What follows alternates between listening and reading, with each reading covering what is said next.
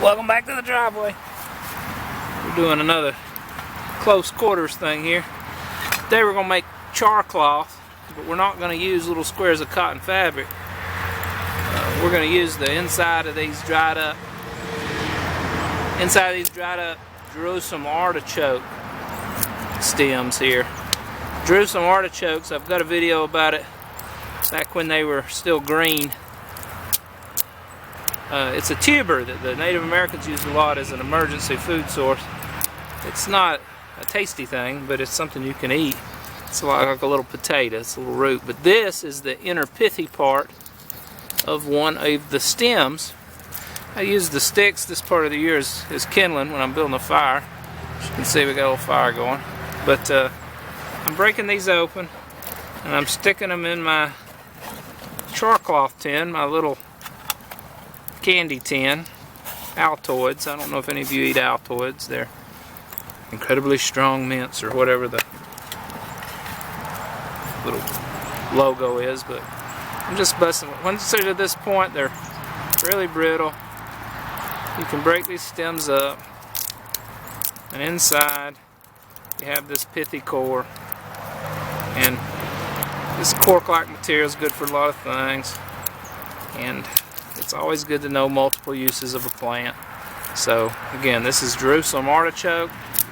We're just breaking the middle out, and then we're going to stick our tin into the fire as if these were cotton strips and see what we're left with. I'm thinking that it's going to be a nice charred material that'll catch a spark easily. We shall see. You can make char out of bark, a lot of things. It doesn't have to be cotton fabric.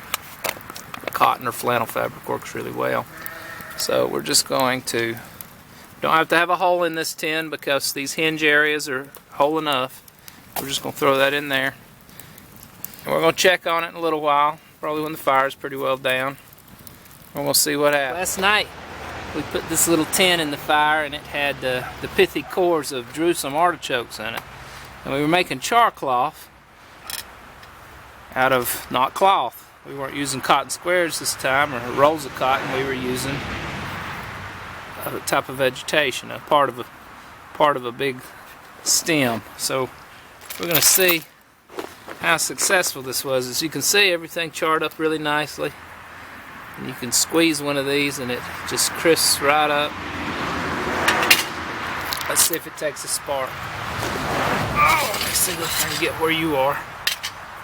Take a few of these out. Hope we're in frame here. Yeah, oh yeah, that one took already. If you can see that, ah! Boy, it's light though. Let's try again. That one took a spark, but it burned through quick. That might be a problem. Let's see. Let's just do it into the whole thing since we got plenty of this we can make later.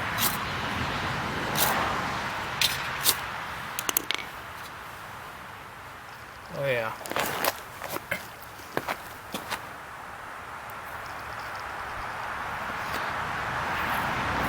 Hope you can see the embers forming.